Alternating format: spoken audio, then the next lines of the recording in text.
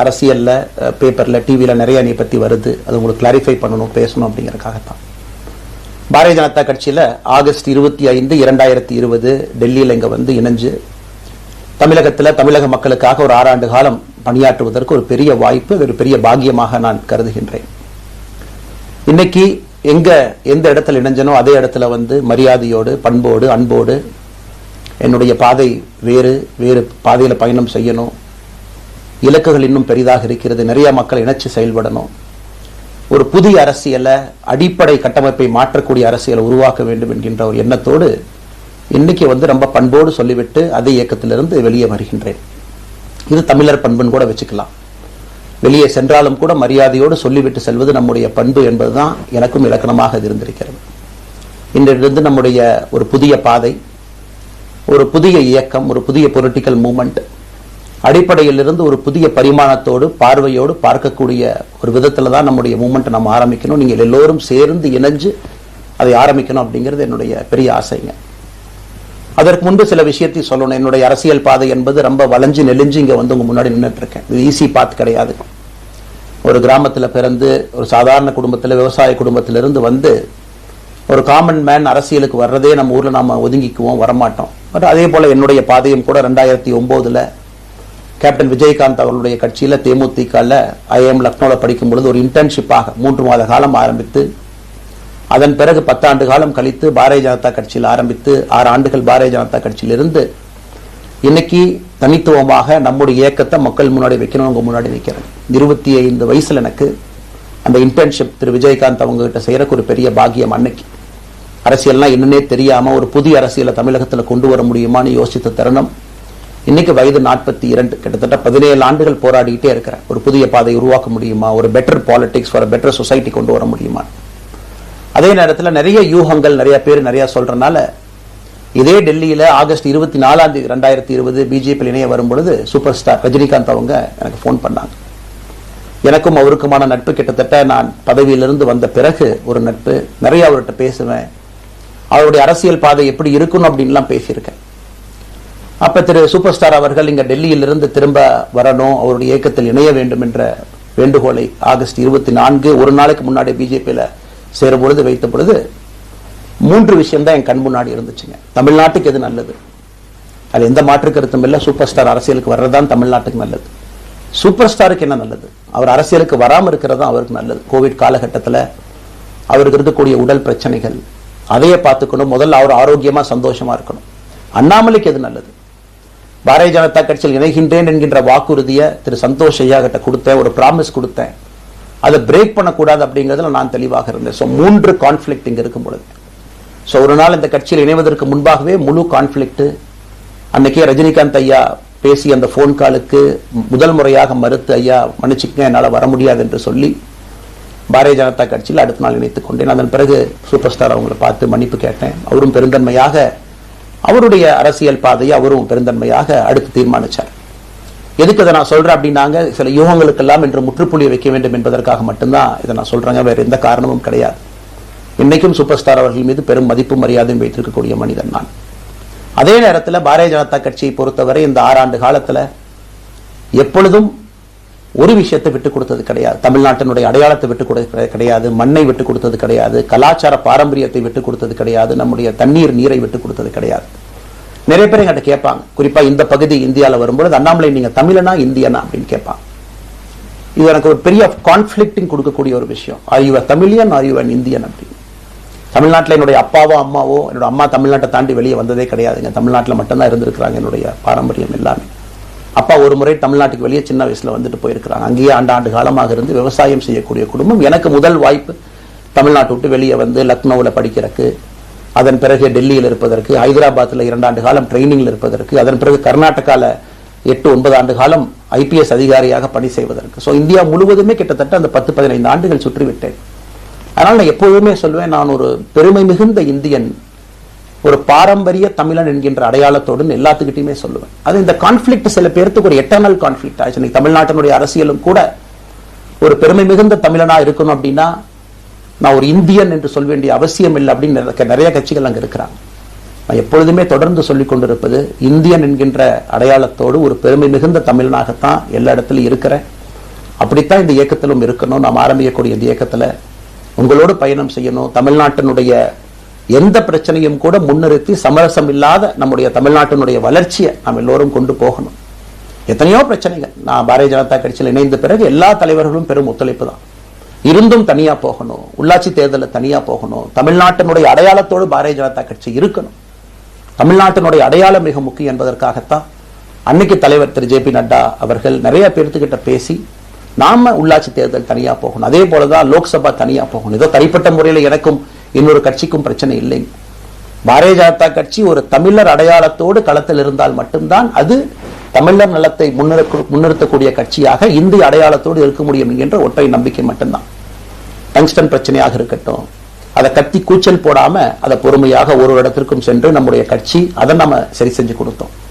Methane hydro carbon திட்டமாக இருக்கட்டும், நிலக்கரி சுரங்கம் திட்டமாக இருக்கட்டும், எதாக இருந்தாலும் கூட, ஏன் மேகதாத்து அணையில இன்னைக்கு கர்நாடகாவில் எப்படி டி.கே. சிவகுமார் அவர்கள் சொல்றாங்களோ அன்னைக்கு நாங்கள் அணை கட்டியே தீர்வோம் என்று சொன்ன பொழுது தமிழ்நாட்டினுடைய பாரதிய ஜனதா கட்சி கர்நாடகால ஆட்சியில் இருந்த நம்முடைய பாரதிய ஜனதா கட்சி அன்னைக்கு எதிர்த்து நாம உண்ணாவிரதம் தஞ்சாவூர்ல இருந்தோம். எப்பொழுதும் எந்த உரிமையும் விட்டு கொடுக்கல. அதே நேரத்தில் அந்த கான்ஃபிளிக்டை பொறுத்த வரைக்கும் கத்தி கூச்சல் போட வேண்டும் என்கின்ற அவசியம் இல்லை. பொறுமையாக பாந்தவியமா பேசி நம்ம உரிமையை விட்டு கொடுக்காம செயலாற்ற முடியும் என்பதை ஒரு நாளும் கூட எனக்கு கிடைத்த பொறுப்புகள்ல உங்களுக்கு நான் அதை காட்டிக்கிட்டே தான் வந்திருக்கேன். அதனால இன்னைக்கு திரு மோடி ஐயா அவர்கள் மீது மிகப்பெரிய ஒரு மரியாதை வைத்திருக்கக்கூடிய மனிதன், நாட்டினுடைய பிரதமர், இந்த நாட்டை பாதுகாத்துக் கொண்டிருக்கக்கூடிய மனிதர். ஆனா ஒரு லெவல் வரும் பொழுதுங்க, இந்த சின்ன சின்ன பிரச்சனைகள் அப்படியே சேர்ந்து வரும் பொழுது தொடர்ந்து நாமும் அவர்களுக்கு பிரச்சனையாக இருக்கக்கூடாது. ஒரு பிரச்சனையை எடுத்துட்டு போய் இங்க பாருங்க இந்த பிரச்சனை, இந்த பாருங்க இந்த பிரச்சனை, இந்த பாருங்க அந்த பிரச்சனை, ஒரு அளவுக்கு தாங்க நம்ம சொல்ல முடியும். அதனாலதான் பொறுமையாக பாரதிய ஜனதா கட்சியினுடைய முக்கிய தலைவர்களை பார்த்து மிக பொறுமையாக, இது இன்னைக்கு கான்வர்சேஷன் 3 நாளா நடக்கலைங்க. இதை கிட்டத்தட்ட நான் 1 ஆண்டு காலமாக பாரதிய ஜனதா கட்சியினுடைய தலைவர்கள்ட்ட சொல்றேன். 18 மாதங்களாக எனக்கு இருக்கக்கூடிய கருத்து வேறுபாடுகளை மிக பொறுமையாக, வெளியில கத்தி கூச்சல் போடாம மிக பொறுமையாக 18 மாதங்களாக எல்லா இடத்துலையும் சொல்லிக்கிட்டே வர்றேன். டிசம்பர் 4ஆம் தேதி பாரதிய ஜனதா கட்சிக்கு சொன்னேன், நான் கட்சியிலிருந்து வெளியே செல்ல இருக்கின்றேன், இன்னைக்கே உங்களை நான் தயார்படுத்த விரும்புறேன், அதனால நீங்க நாளைக்கு நான் எடுத்தோம் கவுத்தம் ஒரு முடிவெடுப்பதாக நீங்கள் நினைக்க கூடாது. டிசம்பர் 4, 2024 25 பாரதிய ஜனதா கட்சிக்கு சொல்லியிருந்தேன். தேர்தல் பணியை முடித்துவிட்டு செல்ல வேண்டும் என்று சொல்லியிருந்தார்கள். அதுவும் இந்த கட்சியினுடைய ஒரு உண்மை தொண்டனாக கட்சி சொல்லியிருக்கிறாங்க, தேர்தல் பணியை முடித்துவிட்டு மே கடைசி வரை நம்முடைய பணியை செய்துவிட்டு தான் வெளியே வரணும் அப்படின்னு. அடுத்து நாம் என்ன செய்ய போறோம்? அடுத்து நாம் இதெல்லாம் பேசிட்டோம், பழச பேசிட்டோங்க, இருந்ததை பேசிட்டோம். அடுத்து ஆனந்தமாக அன்போடு தமிழ்நாட்டில் ஒரு அரசியல் இயக்கத்தை நாம் துவங்க இருக்கின்றோம். இது அரசியல் இயக்கமா கட்சி இல்லையா அப்படின்னு நீங்க யாரும் கேட்கவே வேண்டாம். கண்டிப்பாக தமிழகத்துல அடுத்து நடக்கக்கூடிய தமிழகத்தினுடைய பொது தேர்தலில் நம்முடைய கட்சி போட்டியிடும், அதுல எந்த மாற்று கருத்தும் இல்லை. அதற்கு நாம தயார் பண்ணணும், நிறைய லீடர்ஸை தயார் பண்ணணும், நிறைய கேடர்ஸை வாலண்டியர்ஸை தயார் பண்ணணும், உத்வேகத்தோடு தயார் பண்ணணும், அவங்களுக்கு அந்த ஸ்கில் செட்டை நம்ம உருவாக்கி கொடுக்கணும். அதற்கு கொஞ்சம் நேரம் ஆகும். நாம் இது ஒரு இயக்கமாக ஆரம்பித்து நிறைய மனிதர்களை உள்ளே கொண்டு வந்து அவர்களுக்கு சில இடத்துல அரசியலை சொல்லிக் கொடுத்து எல்லா தரப்பட்ட மனிதர்களையும் உள்ளே கொண்டு வந்து, ஏன்னா பாரதிய ஜனதா கட்சியினுடைய தலைவராக பொறுப்பேற்ற பிறகு நான் முதல்ல போய் ஆசீர்வாதம் யார்கிட்ட வாங்கினாங்க, சமீபத்தில் மறைந்த நல்ல கண்ணையாகட்ட தான். இன்னைக்கு மண் சார்ந்த அரசியலை முன்னெடுக்கணும், நல்ல மனிதர்களுடைய கொள்கைகள் உள்ள கொண்டு வரணும், எல்லா மனிதர்களையும் உள்ளடக்கிய அரசியலை நாம் முன்னிறுத்தணும். டெக்னோகிராட்ஸ் பெருமளவில் நமக்குள்ள வரும், பெருமளவில் நமக்குள்ள டெக்னோகிராட்ஸ் வரும். இன்னைக்கு அமெரிக்கா போறோம், யூரோப் போறாங்க, போய் நமக்கு எவ்வளவு பெருமையா இருக்கு. ஒரு மிகப்பெரிய நிறுவனம் நிவிடியா எடுத்துக்கங்க, மைக்ரான் எடுத்துக்கங்க, சாம்சங் எடுத்துக்கங்க, இன்டெல் எடுத்துக்கங்க, அங்க இருக்கக்கூடிய இன்ஸ்டாகிராம், ஃபேஸ்புக், கூகுள், ஆல்பபெட் பார்க்கும் பொழுது வைஸ் பிரசிடென்ட் பாத்தீங்கன்னா ஒரு தமிழன் அங்க உட்கார்ந்து இருக்கிறாங்க. இந்தியன் என்கின்ற அடையாளத்தோடு அங்கே ஒரு தமிழன் அமர்ந்திருக்கின்றார். என்னுடைய கனவு உங்கள் பல பேர்த்த போல அவர்கள் எல்லாம் திரும்ப இங்கே வந்து அரசியல்ல ஏதோ ஒரு விதத்துல கான்ட்ரிபியூட் பண்றதுக்கு நம்முடைய இயக்கமும் நம்முடைய வருகின்ற காலத்துல நம்ம ஆரம்பிக்கக்கூடிய கட்சியும் அதற்கு உறுதுணையா இருக்கணும். அத்தனை டேலண்ட் ரிஃபைன் பண்ணி நம்ம கொண்டு வரும். தமிழ்நாட்டினுடைய வளர்ச்சிக்கு எல்லோரையும் நம்ம பயன்படுத்தணும். இதுல எங்கேயுமே கூட நான் பெரிது நீ பெரிது என்று இருப்பதை விட ஒரு வளர்ந்த பாரதம், இந்தியா உலகத்துல மிக முக்கியமான இடத்துல அந்த பாரதம் வந்து அமரும் பொழுது முதன்மை மாநிலமாக தமிழகத்தை கொண்டு வந்து நிறுத்த வேண்டிய பொறுப்பு நமக்கு இருக்கு. அதற்கு நம்முடைய பொலிட்டிக்கல் கிராமர், பொலிட்டிக்கல் லாங்குவேஜ் எல்லாமே நம்ம மாத்தணும். நம்ம பேசக்கூடிய விஷயம். அடுத்து இன்னொன்னு கேட்கறாங்க, நான் கமெண்ட் வர அப்படியே நான் பேச ஆரம்பிக்கிறேன். தமிழ்நாட்டில் இன்னைக்கு ஒரு அரசியல் கட்சி வேணுமான்னு கேட்டீங்கன்னா கண்டிப்பா வேணும், அதுல எந்த மாற்று கருத்தும் இல்லை. காரணம், ஒரு கடைக்கு போய் நாம ஒரு டூத் பேஸ்டோ ஒரு அரிசியோ ஒரு பருப்போ வாங்கினா கூட 10 கடை ஏறி இறங்கி எங்க அம்மா எல்லாம் பார்த்து, விலையை பார்த்து, தரத்தை பார்த்து, பொருளை பார்த்து அத்தனை முறை வாங்கித்தான் பார்ப்பேன். ஏன்னா அது நம்ம உடம்புக்குள்ள போற விஷயம். ஆனா அரசியல் கட்சி இன்னைக்கு எத்தனையோ கட்சிகள் இருந்தாலும் கூட என்னுடைய நம்பிக்கை, நம்முடைய நம்பிக்கை, வருகின்ற காலத்தில் நம்முடைய அரசியல் இயக்கம் கட்சியாக மாறும் பொழுது மக்கள் அந்த தரத்தை பிரித்து பார்ப்பார்கள். தலைவர்கள் எப்படிப்பட்டவர்கள்? நாம எல்லாருமே காமன் மேன் பொலிட்டீஷியன்ஸ், பக்கத்து வீட்டுக்காரங்க மாதிரி தான் மக்கள் நம்மளை பார்க்க போறாங்க. தூரத்திலிருந்து நாம் கை காட்ட போவது கிடையாது. ஏன்னா நாம் யாரும் அப்படிப்பட்ட குடும்பத்திலிருந்து வரவில்லை, அப்படிப்பட்ட வளர்ப்பு நமக்கு இல்லை, நாம் யாரும் அப்படி இல்லை, தமிழனுடைய கலாச்சாரமும் பண்பாடும் இல்லை. அதெல்லாம் கூட நம்முடைய அரசியல்ல முதல் நாள்ல இருந்து கல்ட் பாலிடிக்ஸ்ல இருந்து நம்ம வெளியே வரணும். அரசியல் மாற்றம்னு சொல்றாங்க, ஆனா அதே கல்ட் பாலிடிக்ஸ். நாம அதுல இருக்க போறது இல்ல. கல்ட் பாலிடிக்ஸ்ல இருந்து வெளியே. அண்ணாமலை என்ன பிறந்த நாளா 10 பேர் கொண்டாடணுமா? அதனாலதான் நம்ம பிறந்த நாள் அன்னைக்கு எதுவுமே நம்ம செய்யல. என்னுடைய பிறந்த நாள் என்பது உங்கள் பிறந்த நாளை போல ஒரு நாள். நான் அரசியல் வருவதை என் பிறந்த நாளை எப்பவுமே கொண்டாடினது கிடையாது. அரசியல் வந்ததுக்காக சில பேர் போஸ்ட் அடிச்சு ஒட்டுறான். அந்த கலாச்சாரத்தையும் உடைக்க வேண்டும் என்பதற்காகத்தான் நேற்று நாம் எதுவுமே பேசலைங்க. இன்னைக்கு நம்ம பேசுறோம். இந்த கல்ட் பாலிடிக்ஸ்ல இருந்து வெளியே வரணும். ஒரு காமன் மேன் பாலிடிக்ஸை முன்னிறுத்தணும். சமரசம் இல்லாத கொள்கை இருக்கக்கூடிய இயக்கமாக அது கட்சியாக முன்னாடி வரணும். அவ்வளவு குவாலிட்டியான லீடர்ஸை நம்ம பில்ட் பண்ணணும். ஒரு முதலமைச்சர் தமிழகத்தை மாற்ற முடியுமான்னு கேட்டீங்கன்னா கண்டிப்பா முடியாது. முதலமைச்சர் இருக்கக்கூடிய 35 கேபினெட் அமைச்சர்கள் மாற்ற முடியுமான்னு கேட்டா கண்டிப்பா முடியாது. 234 சட்டமன்ற உறுப்பினர்கள் மாற்ற முடியுமான்னு கேட்டா முடியாது. 39 பாராளுமன்ற உறுப்பினர்கள் மாற்ற முடியுமான்னு கேட்டீங்கன்னா முடியாதுங்க. அவர்களோடு உள்ளாட்சி பிரதிநிதிகளாக இருக்கக்கூடிய கிட்டத்தட்ட 30,000க்கும் மேற்பட்ட பிரதிநிதிகள், பஞ்சாயத்து தலைவர்ல இருந்து ஆரம்பித்து கவுன்சிலர்ல இருந்து ஒரு கார்பரேஷன் கவுன்சிலர் இருந்து மேயர்ல இருந்து, நம்முடைய நோக்கம் எல்லா இடத்துலையும் கிளீன் பாலிடிக்ஸ் கொண்டு வரும், எல்லா இடத்துலையும் கிளீன் கவர்னன்ஸ் கொண்டு வரும், எல்லா இடத்துலையும் ஹானஸ்ட், எஃபிஷியன்ட், கேபபிள், வேலையை செய்து முடிக்கக்கூடிய திறன் படைத்த தலைவர்கள் அங்க கொண்டு வந்து வைக்கணும். அதே நேரத்தில் பாலிடிக்ஸ் என்பது ஒரு ஃபேமிலிக்கு மட்டுமல்ல, தொடர்ந்து நாம மட்டும் இருப்போம் அப்படி இல்லைங்க. நம்ம இயக்கம் கட்சியாக மாறும் பொழுது உங்கள்கிட்டலாம் பேசி நம்ம டேர்ம் லிமிட் கொண்டு வரோம். நாம் ஒரு வித்தியாசமான கட்சினா எல்லோருக்கும் வாய்ப்பு கொடுக்கணும். 140 கோடி மக்கள் வசிக்கக்கூடிய அந்த நாட்டுல, தமிழகத்துல கிட்டத்தட்ட 8 கோடி பேருக்கு நாம இருக்கோம். 5.5 கோடிக்கு மேற்பட்ட வாக்காளர்கள் இருக்கும் பொழுது எல்லோரையும் அரசியலுக்கு வாய்ப்பு கொடுக்கணும். டேர்ம் லிமிட் கொண்டு வரணும். எத்தனை முறை எம்எல்ஏவாக இருக்கணும், எத்தனை முறை எம்பியா இருக்கணும், எல்லோருக்கும் அது பொருந்தும், எனக்கும் அது உட்பட.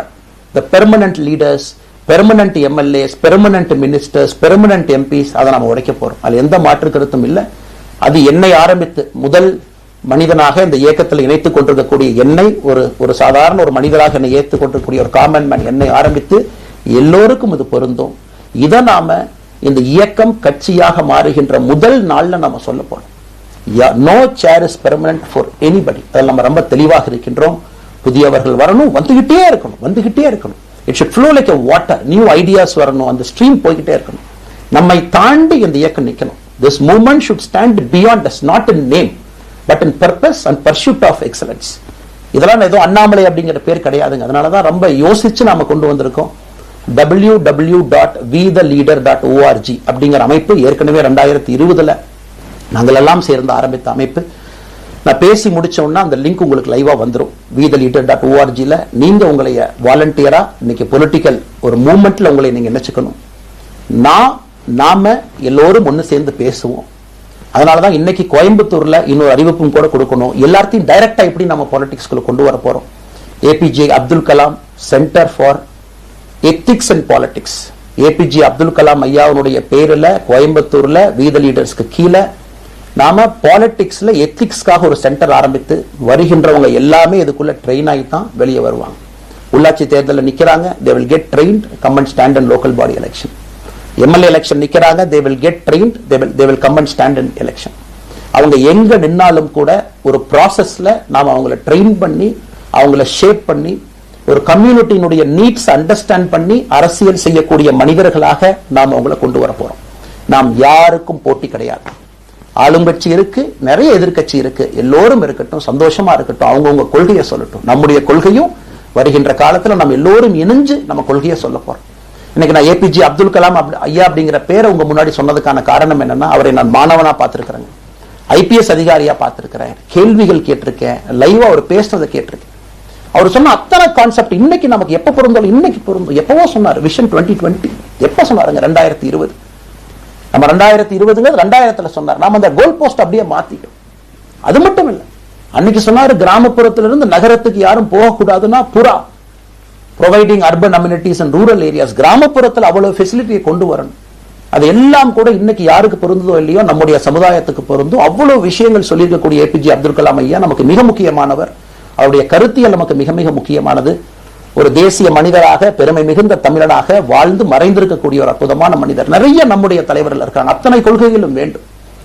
ஒரு ஐடியாலஜி பாத்தீங்கன்னா ரைசஸ் அண்ட் ஃபால்ஸ். எந்த ஐடியாலஜியும் பெர்மனன்ட் நான் பிடிச்சிருப்பேன். கம்யூனிசம் 100 ஆண்டுகளுக்கு முன்பு எப்படி இருந்த ideology, for right movement, for left movement, centrist movement, liberal movement, ஒரு அரசியல் சரித்திரத்தை பார்க்கும் பொழுது அந்த ஐடியாலஜி தன்னைத்தானே மாற்றிக்கொள்ளவில்லை என்றால், அடுத்த தலைமுறைக்கு தேவையான வசதியை செய்து கொடுக்கவில்லை என்றால், அது எந்த ஐடியாலஜியாக இருந்தாலும் அது அழியும் என்பதுதான் காலத்தினுடைய கட்டாயம். நம்ம பார்த்துக்கிட்டு இருக்கோம். நாம் அதை தாண்டி நிற்கணும். நம்ம மூமெண்ட் அதையெல்லாம் தாண்டி மக்கள்கிட்ட நிற்கணும். இத்தனை பேர்த்து நம்ம எடுத்துட்டு போகணும். பெரிய ரிஸ்க் தாங்க, அது சாதாரண வேலை இல்லை. நம்ம எல்லோருமே மிடில் கிளாஸ் தான், காமன் பீப்புள் தான். நமக்கு ஒரு பெடிகிரி கிடையாது, பிசினஸ் நம்ம அதில் பெருசா அதுல இருந்து வரல, நமக்கு ஒரு ஸ்டார் வேல்யூ கிடையாது, ஒரு பெரிய பாரம்பரியமான அரசியல் கட்சி ஆரம்பிச்சு நம்ம கையில யாரும் தூக்கி கொடுக்கல. நாம எல்லோரும் கஷ்டப்பட்டு ஒரு படியாத்தான் அந்த மூமெண்ட்டை கொண்டு போகணும். அதனால் என்னோடு வர நினைக்கக்கூடிய எல்லோருக்கும் என்னுடைய அன்பு வேண்டுகோள், கொஞ்சம் பொறுமை, கொஞ்சம் நிதானம். ஏன்னா ஒரு செங்கல் எடுத்து வைக்கும் பொழுது அது ஐடியலிசத்தோடு வைக்கிறோம், நேர்மையோடு வைக்கிறோம். தமிழகத்திற்கு ஒரு மாற்றத்தை கொடுக்க வேண்டும் என்கின்ற நோக்கத்தில் அந்த செங்கலை வைக்கும் பொழுது அந்த செங்கலுக்கு கியூரிங் ஆகிற டைம் வேணும். அந்த செங்கல் பிடிமானத்தோடு நிற்கணும். அதன் பிறகுதான் அந்த பில்டிங் நிற்கும். இல்லாட்டி அடிக்கக்கூடிய புயல் காட்டுக்கு சாயக்கூடிய பில்டிங் நம்ம கட்ட போறது இல்லைங்க. அதனால் எல்லோருக்கும் நிறைய பேர் மெசேஜ் போறீங்க, மாற்று கட்சியில் இருக்க உடனே கிளம்பி வரட்டுமா. எல்லோரும் சந்தோஷம். wetheLeader.org எல்லோரும் இணைஞ்சு இயக்கமாக அது விரைவில் சரியான நேரத்தில் நாம் அந்த மசில், ஜிம்முக்கு போனா கூட நேரடியாக 50 கிலோ தூக்க முடியாதுங்க, 10 கிலோல இருந்து 50 கிலோக்கு போகும். நாம் அந்த மசிலை பில்ட் பண்ணி அந்த மெட்டில் ஃபைபரை நம்முடைய தோழர்களுக்கு நம்ம பில்ட் பண்ண உடனே அது பொலிட்டிக்கல் பார்ட்டியாக அது மாறும். அதுவரை பொறுமை பொறுமை பொறுமை. அவசரமா ஒரு வெயிட்டை தூக்கி முதுகு பிடிச்சு கால் பிடிக்கிறத விட சரியா ஒரு திசையிலும் அதை கொண்டு போய் இதை பக்காவான முறையில் நம்ம அதை செய்வோம். ஆனால் இன்றிலிருந்து நம்முடைய wetheLeaders.org அதுல மூவ்மெண்ட் நம்ம ஆரம்பிக்கிறோம். கோயம்புத்தூர்ல ஏபிஜே அப்துல் கலாம் ஐயாவோட பேரில் centre for ethics and politics அதை உருவாக்குறோம். உள்ளாட்சி தேர்தலுக்கு நிறைய மனிதர்களை இங்கிருந்து நம்ம அனுப்புறோம். அவங்க உள்ளாட்சி பிரதிநிதிகளா வர்றாங்க. குட் பாலிடிக்ஸை நம்ம சொல்லிக்கிட்டே வர்றோம். அதனாலதான் நான் அடிக்கடி சொல்லுவாங்க, நாம மாறுவோம், மாற்றம் தானாக நடக்கும். அதனாலதான் நம்முடைய இந்த மூவ்மெண்ட்டினுடைய கொள்கையே மாறுவோம், மாற்றுவோம். Let us also change to bring change. இந்த ரெண்டையும் செய்வோம். யாரு மீதும் வன்மம் கிடையாது. அதே நேரத்தில் நம்முடைய சமூக வலைதளத்தில் இருக்கக்கூடியவங்க நான் வாரியர்ஸ் சொல்லிங்க, you are the change agents. என்னை பொறுத்தவரை ஒரு மாற்றத்தை கொடுக்கக்கூடியவங்க நீங்க. சண்டை களத்தில் சண்டை போறது நம்ம வேலை இல்லைங்க, மாற்றத்தை கொடுக்கக்கூடியது நம்முடைய வேலை. கடந்து வந்த பாதையை திரும்பி பார்க்கும் பொழுது கொஞ்சம் சந்தோஷத்தோடு, அதே நேரத்தில் யாரெல்லாம் கைப்பிடிச்சு இவ்வளவு தூரம் கூட்டிட்டு வந்தாங்களோ அவர்களுக்கு நன்றி உணர்வோடு, நம்ம முன்னாடி செல்லக்கூடிய பாதை இதுவரை வந்த பாதையிலிருந்து கொஞ்சம் மாறுபட்டு இருந்தாலும் நம்முடைய அனுபவத்தை வைத்து அதற்காக யாரையும் திட்டி தீர்க்கணும் அவசியம் இல்லை. சமூக வலைதளத்தில் நாம ரொம்ப ரெஸ்பான்சிபிளா இருப்போம். தமிழ்நாட்டில் இன்னைக்கு இருக்கக்கூடிய பிரச்சனை, என்ன கமெண்ட் வேணாலும் யாரு வேணாலும் போடலாம், பேசலாம், மைக்கே முன்னாடி இருக்கு, நான் பேசிட்டு போயிடுவேன்னு நினைக்கிறீங்க. பாதிக்கப்படுறவங்க பின்னாடி ஒரு குடும்பம் இருக்கு, குட்டி இருக்கு, குழந்தை இருக்கு, அவங்களுக்கும் ஒரு தனி அடையாளம் இருக்கு. அது என் சைட்ல இருந்து தெரியாம ஏதாவது தவறு நடந்திருந்தாலும் கூட, என்னை ஆதரித்து செய்பவர்கள் ஏதாவது தவறு செய்திருந்தாலும் கூட அதற்காக இந்த நேரத்தில் நான் மன்னிப்பும் கேட்டுக்கிறேன். இப்ப இருந்து நம்முடைய பாதை, முன்னாடி செல்லக்கூடிய பாதை என்பது மக்களுக்கான பாதை, ஒரு பாசிட்டிவான பாத். காமன் மேன் பாலிடிக்ஸ் நம்ம பில்ட் பண்றோம், ஃபவுண்டேஷனோடு மேல வர போறோம். தமிழ்நாட்டை எல்லா இடத்திலும் கூட கீழிருந்து மேல வரை அந்த மாற்றத்தை கொண்டு வர போறோம். அதனாலதான் நான் இன்ஸ்டாகிராம் லைவ்ல வந்தேன். ஒரு புதிய தலைமுறையை நம்ம அரசியலுக்குள்ள கொண்டு வரணும். அவங்களை ஒதுக்கி வைக்க முடியாது. ஏன் அப்படி ஓட்டு போடுறாங்க, ஏன் அப்படி ஓட்டு போடுறாங்க கேட்க முடியாது. they are hungry for change. மாற்றம் வேண்டும் என்று துடித்துக் கொண்டிருக்கின்றார்கள். உடனே நடக்கணும். யூரோப்பியன் கண்ட்ரி போறாங்க, டூர் பாக்குறாங்க, சோசியல் மீடியா பாக்குறாங்க. தமிழ்நாட்டில் ஏன் நாளைக்கு காலையில் நடக்கலங்க? அதே நேரத்தில் நம்முடைய பெரியவர்கள் எத்தனையோ பேர் நான் பார்க்கிறேன், வயசான நம்முடைய பெரியவர்கள் நடந்து போறது கூட இன்னைக்கு ஒரு பார்க் நமக்கு கிடையாது. சாயந்தரம் ஆனந்தமா இத்தனை காலமாக உழைத்து விட்டு வீட்டில் இருக்கிறாங்க. ஓய்வெடுக்கக்கூடிய நேரத்தில் கூட ஒரு கிரீன் ஸ்பேஸ் அர்பன் ஏரியால கிடையாது, ரூரல் ஏரியால கிடையாது. இத்தனை 60 ஆண்டு காலம் இந்த நாட்டில் வாழ்ந்தும் கூட கடைசி 20 ஆண்டுகள் நிம்மதியாக இருப்பதற்கான கட்டமைப்பை நாம் உருவாக்கல. சோ எல்லாத்தையும் நாம யோசிக்கணும். ஒரு பக்கம் ஜென்சி, ஜென் ஆல்பா யூத் இருக்காங்க, அந்த வேகத்துக்கு தீ போடணும். இன்னொரு பக்கம் வயதான பெரியவர்கள், முதிர்ச்சி அடைந்தவர்கள், பக்குவப்பட்டவர்கள் இருக்கிறாங்க. அவங்களுடைய கடைசி காலத்தை பக்குவமாக வாழ்வதற்கான வசதியை நாம் ஏற்படுத்தி கொடுக்கணும். அதனால ரொம்ப நேரம் நான் பேசிக்கிட்டே போலீங்க. அதனால் நிச்சயமாக வருகின்ற காலத்தில் நிறைய பேசுவோம், நிறைய விஷயங்களை நாம் பேசுவோம், நிறைய விஷயங்களை பகிர்ந்து கொள்வோம். அதனால் நிச்சயமாக நமக்கு நல்லது நடக்கும். இன்னொரு கேள்வி கேட்டிருக்கீங்க, ஏன்னா நான் பேச அது அப்படியே மேல வந்துட்டு இருக்கேன், எனக்கு இது புதுசுங்க, அப்படியே நானும் மேனேஜ் பண்ணி பேசிட்டு இருக்கேன். உங்களுக்கும் பிரதமருக்கும் இருக்கக்கூடிய முடிவு. நம்முடைய பிரதமர் மோடி அவர்கள் நம்முடைய பிரதமர், அந்த கௌரவம் இருக்கும். ஆனா பாரதிய ஜனதா கட்சியிலிருந்து ஒரு விஷயத்தை நம்ம டிஸ்அக்ரி பண்றோம்னா கம்பீரமாக ஸ்ட்ரெயிட்டா நம்ம டிஸ்அக்ரி பண்ணுவோம். 3 மொழி கொள்கை சமீபத்தில் கொண்டு வந்திருக்கக்கூடிய டைம் டேபிள்ல மாற்றம் 2029 தான் 9ஆம் கிளாஸ் பசங்க 3வது மொழியை படிச்சிருக்கூடாது, 2020 மாற்றிய பொழுது நான் குரல் கொடுத்தேன். அதுல எந்த மாற்று கருத்தும் இல்லை. நாம் அப்போஸ் பண்றதுக்காக யாரையும் அப்போஸ் பண்ண மாட்டாங்க, எதிர்ப்பதற்காக நம்முடைய அரசியல் கிடையாது. எப்படி திமுகவை பார்க்கின்றோமோ, எப்படி அதிமுகவை பார்க்கின்றோமோ, எப்படி டிவிகேவை பார்க்கிறோமோ, எப்படி அண்ணன் சீமான் அவர்களை பார்க்கிறோமோ, எப்படி அண்ணன் அன்புமணி அவர்களை பார்க்கிறோமோ, எப்படி எங்களுக்கு எல்லா தலைவர்கள், அண்ணன் ஜி கே வாசன் அவர்கள், ஏசி சண்முகம் அவர்கள், பாரிவேந்தர் அவர்கள், ஜான் பாண்டியன் அவர்கள், எல்லா கிருஷ்ணசாமி ஐயா அவர்கள், ஐயா வைகோ அவர்கள், அம்மா பிரேமலதா அவர்கள், எல்லா தமிழகத்தில் இருக்கக்கூடிய எல்லா அரசியல் கட்சியினுடைய தலைவர்கள் எப்படி பார்க்கிறோமோ அப்படித்தான் நான் பாரதிய ஜனதா கட்சியை பார்ப்பேன். அதற்காக நம்ம போய் ஒரு வன்மமோ எதுவும் கிடையாது. கட்சி அவங்க கொள்கையை அவங்க முன்னிறுத்த போறாங்க. நம்ம இயக்கத்தினுடைய கொள்கை, நம்ம கட்சியினுடைய கொள்கையை நம்ம முன்னிறுத்த போறோம்.